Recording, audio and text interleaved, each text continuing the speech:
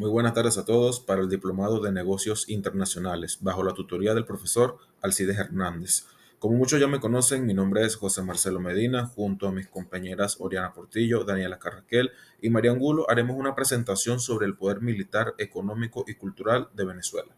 Sin más preámbulo, comencemos. Para dar introducción a nuestro tema de estudio, cabe resaltar que la geopolítica estudia la relación entre el poder político y espacio geográfico. En su etapa clásica se centraba casi que exclusivamente en el poder militar, el dominio territorial y las zonas estratégicas como base de la supremacía mundial. Con el paso del tiempo, tras la Guerra Fría, este enfoque cambió. Hoy hablamos de la geopolítica contemporánea, donde además de lo militar influyen los factores económicos, tecnológicos, culturales y ambientales. Primer punto, el poder militar y su interés con la Constitución de la República Bolivariana de Venezuela. Antes de comenzar, empecemos con definir qué es el poder. Se entiende por poder como la capacidad u autoridad que tiene una persona, grupo o institución para hacer que algo suceda o para influir en el comportamiento de otros. Se puede decir entonces que el poder militar se refiere a la capacidad que tiene una nación para utilizar sus fuerzas armadas y recursos defensivos con la finalidad de proteger la soberanía, intereses nacionales y garantizar su seguridad. Dicho esto, es importante señalar los artículos clave y el marco general que establece la Carta Magna de 1999. Primer punto, marco constitucional general. La Constitución de la República Bolivariana de Venezuela, promulgada en 1999, establece en su artículo 1 que Venezuela es una nación libre, una zona de paz independiente y soberana. Prohíbe la instalación de bases militares extranjeras en su territorio. También, todas las actividades militares deben estar dirigidas a garantizar los intereses nacionales conforme a la Constitución y a las leyes. Segundo, función y responsabilidad del poder militar. El artículo 329 es fundamental para entender el rol del poder militar en Venezuela. Este artículo señala que el ejército, la armada y la aviación tienen la responsabilidad esencial de planificar y ejecutar y controlar las operaciones militares necesarias para asegurar la defensa de la nación. Asimismo, la Guardia Nacional internamente coopera en estas operaciones, reforzando la defensa integral del país. Esto refleja que el poder militar está constitucionalmente orientado en proteger la soberanía nacional y garantizar la seguridad del Estado. Por último, el artículo 331 y su marco legal para la intervención militar señala que la Constitución de la República establece que cuando sea necesario y en interés de la seguridad y defensa de la nación, se pueden tomar medidas conforme a lo que dispone la Constitución. Esto quiere decir que otorga un marco legal claro a la actuación del poder militar en situaciones excepcionales que afecten la seguridad nacional. Este artículo también señala que la intervención militar bajo condiciones específicas, asegurando que cualquier acción esté marcada dentro del respeto de la Constitución y los derechos fundamentales. Así, el poder militar puede actuar para proteger la soberanía, el orden público y la integridad territorial, siempre bajo un control constitucional. Entonces, las funciones principales serían defender la soberanía frente a injerencias extranjeras, mantener la integridad territorial, garantizar la seguridad ciudadana en situaciones excepcionales y respaldar el Estado en emergencias internas, que son los desastres naturales y las insurrecciones. Un ejemplo de la práctica venezolana, en la práctica venezolana, perdón, sería la resistencia contra inversiones o bloqueos, un ejemplo, el golpe de Estado del 2002 y el paro petrolero, donde la FAM jugó un papel clave, la defensa de la frontera en el Esequibo y lucha contra grupos regulares, y la participación de la seguridad interna, como lo es el Plan República. Para continuar, tenemos el poder económico de la CRBB. El poder económico se refiere a la capacidad del Estado y de la sociedad para generar, administrar y distribuir los recursos y materiales productivos y financieros. Esto incluye el control sobre los sectores de estrategias de la economía y la orientación del modelo de desarrollo. Fundamentos constitucionales de 1999. Para comenzar, tenemos el artículo 112. Se garantiza la libertad económica, pero debe orientarse al interés colectivo y al desarrollo humano. El artículo 113 prohíbe monopolios y prácticas contrarias a la libre competencia. El artículo 118 reconoce diversas formas de organización económica, como lo son la autogestión, la cogestión, cooperativas y empresas comunitarias. Y el artículo 299 establece que el sistema socioeconómico debe basarse en justicia social, democracia, eficiencia, libre competencia, productividad y sostenibilidad. Sus principales intereses son garantizar la soberanía económica, independencia de potencias extranjeras, diversificar la economía reduciendo la dependencia del petróleo, promover la distribución equitativa de la renta nacional y por último estimular la participación social en la economía a través de cooperativas y autogestión. Ejemplos en la práctica venezolana. Para comenzar, en el siglo XX tenían el modelo rentista petrolero, que quiere decir que el Estado dependía de los ingresos del petróleo para financiar políticas sociales. Después viene la nacionalización del petróleo en 1976, que fue símbolo de control económico soberano. Y por último, en la Constitución de 1999, incorpora economía social, cooperativas y consejos comunales. En la actualidad, el poder económico sigue marcado por la renta petrolera, pero con intereses de diversificación hacia la agricultura, minería y comercio internacional. Ahora vamos con el tercer punto, que es el poder cultural en la Constitución de la República Bolivariana de Venezuela. Primero vamos a hablar de qué trata. Es la capacidad que tiene una sociedad para transmitir, perseverar y transformar sus valores, tradiciones, conocimientos, expresiones culturales y formas de vida. El poder cultural no solo es una identidad, sino que también es un instrumento de cohesión social, educación y transformación política. Vamos a mencionar ahora fundamentos constitucionales que tienen relación con el poder cultural. Para mí, el principal, que es más destacable, es el artículo 99, que habla sobre que la cultura es un derecho fundamental y un bien irrenunciable. El Estado debe garantizarla, financiarla y fomentarla. También debe proteger y restaurar el patrimonio cultural tangible e intangible. También es importante mencionar el artículo 100, que se reconoce la diversidad cultural, especialmente las culturas populares, indígenas y tradicionales. Todas deben gozar de igualdad y ser promovidas por el Estado. Ahora vamos a hablar de los intereses principales del poder cultural. El primero es consolidar una identidad nacional diversa y plural. Segundo, garantizar la libertad creativa para artistas y comunidades. El tercero es defender la memoria histórica frente a la homogeneización cultural o la globalización. Y el cuarto es promover la cultura como herramienta de inclusión social y educación.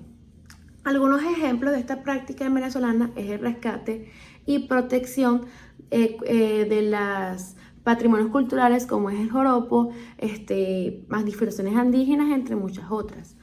También se puede hablar de las creaciones de las misiones culturales, como ejemplo Misión Cultura Corazón Adentro, entre muchas otras misiones que han consolidado el gobierno.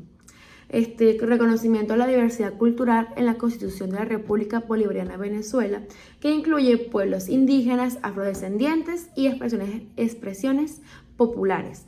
También otros ejemplos podría ser el Festival Nacional de la Cultura y los encuentros de saberes ancestrales, escuelas de artes y oficios tradicionales promovidas por el Estado y comunidades, que está a disposición para el público y el pueblo. También está la televisora cultural Viva TV, que es como un medio de difusión, es cultural alternativo. También podemos hablar del reconocimiento de la gastronomía venezolana como patrimonio cultural. Ejemplo, la arepa, el cacao venezolano, entre muchas otras comidas tradicionales. También me gustaría hablar un poco que desde la independencia la cultura ha sido un medio para afirmar la soberanía nacional y fortalecer los valores de libertad, identidad y pertenencia. En la Constitución de 1999 se refuerza este papel, otorgando al Estado la obligación de garantizar la participación ciudadana en la vida cultural. El poder cultural es también un poder simbólico porque configura las percepciones colectivas, legitima valores y moldea la identidad de una nación. En Venezuela, este poder es esencial para resistir la homogeneización cultural global y fortalecer la conciencia de lo propio. Ahora vamos a seguir con el interés nacional y su relación con los poderes. Primero vamos a definir qué es el interés nacional. Se entiende como el conjunto de valores, principios, objetivos y aspiraciones fundamentales que orientan a las acciones del Estado para asegurar su supervivencia, bienestar y desarrollo estable. Incluye la defensa de la soberanía, la integridad territorial, la autodeterminación, el progreso económico y la preservación de la cultura y identidad nacional.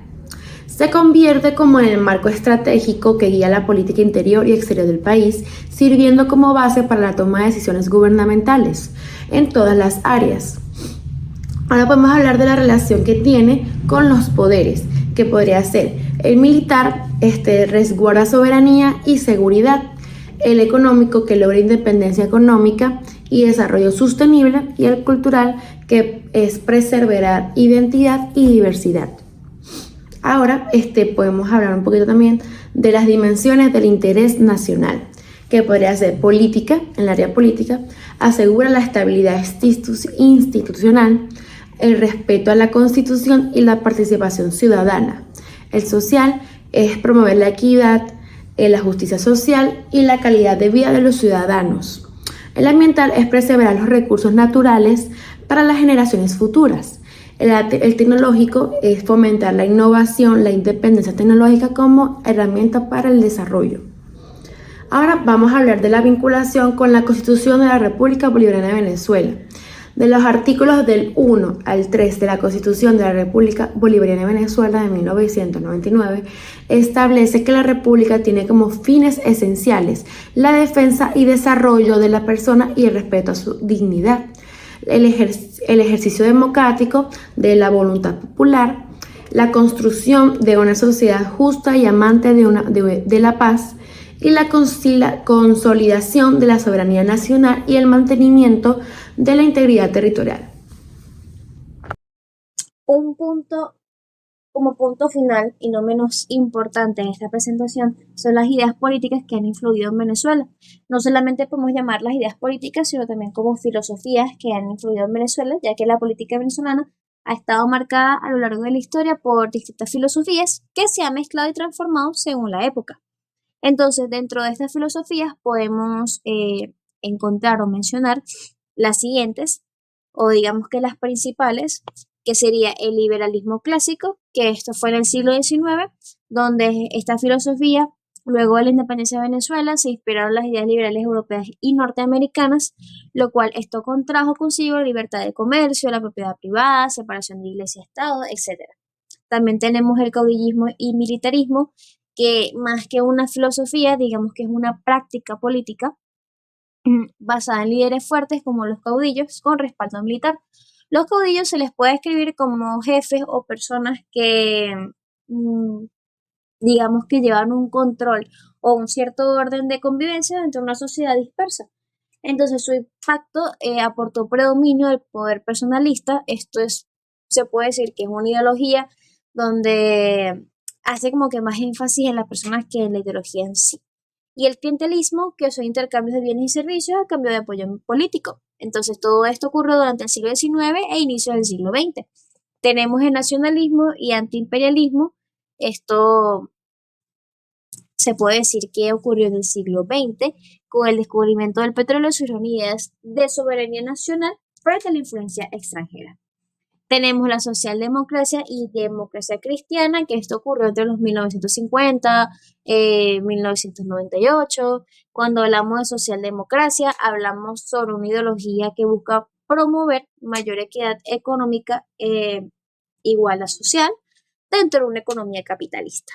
Tenemos el populismo rentista petrolero, que independientemente del partido, los gobiernos se encargaron de financiar políticas sociales y clientelares con la renta petrolera.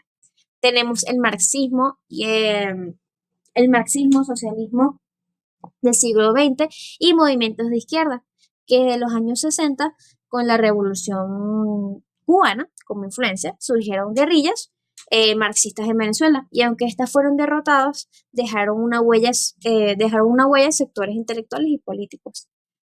Tenemos también el bolivarianismo y socialismo del siglo XXI, se puede decir que es 1999 hasta el presente, que con Chávez llegó una mezcla de bolivarianismo, que es una interpretación de Simón Bolívar como símbolo de unidad latinoamericana, soberanía y justicia social.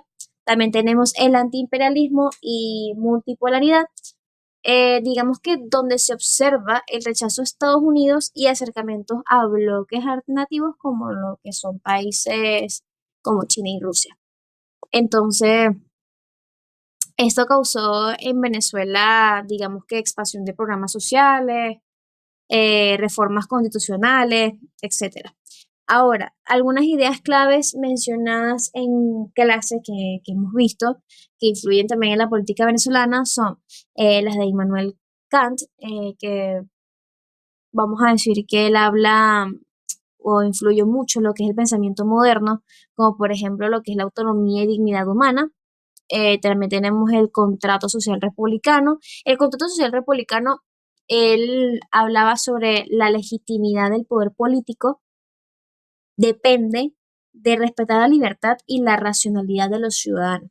Y ahora, cuando él habla de autonomía y dignidad humana, él habla sobre el ser humano como fin en sí mismo. Entonces, ¿cómo influye esto en Venezuela? Esto influye de una forma en que las ideas se conectan con lo que son los derechos humanos y la parte constitucional democrática. Entonces, tenemos también en la Constitución unos ejemplos, o bueno, digamos que sí, unos ejemplos de la Constitución de 1999 que están inspirados en Kant.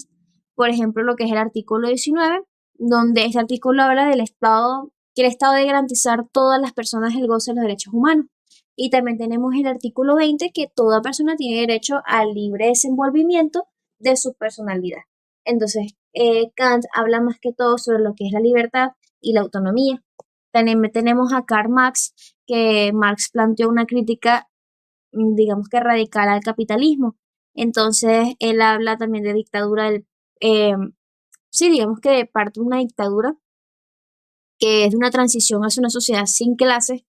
Y en Venezuela las ideas de Marx se reflejan principalmente en el proyecto político de Chávez y la constitución de en aquel entonces 1999, que abrió la puerta del socialismo del siglo XXI. Entonces tenemos, por ejemplo, el artículo 112 de la Constitución de Venezuela: la libertad económica existe, pero el Estado puede orientarla al desarrollo integral y, y al interés colectivo. Tenemos también el artículo 118, que se reconoce y protege la autogestión, la congestión y las cooperativas, visión socialista de la economía. Entonces, una breve comparación de esto dentro de la política venezolana es que Kant influyó en la parte de la Constitución que protege la dignidad, los derechos humanos, la igualdad, la libertad personal. Digamos que es algo más como que una base liberal y democrática. En cambio, Marx influyó en la parte que da al Estado un rol central en la economía, justicia social, participación popular y propiedad colectiva. Digamos que es más una base socialista. Entonces, en resumen, la Constitución venezolana de 1999 es un híbrido. ¿Qué se quiere decir con esto? Que hereda de Kant la visión de los derechos humanos y dignidad, y hereda de Marx la visión socialista, anticapitalista y colectivista. Gracias, espero que les haya gustado nuestra presentación. Nos vemos para la próxima.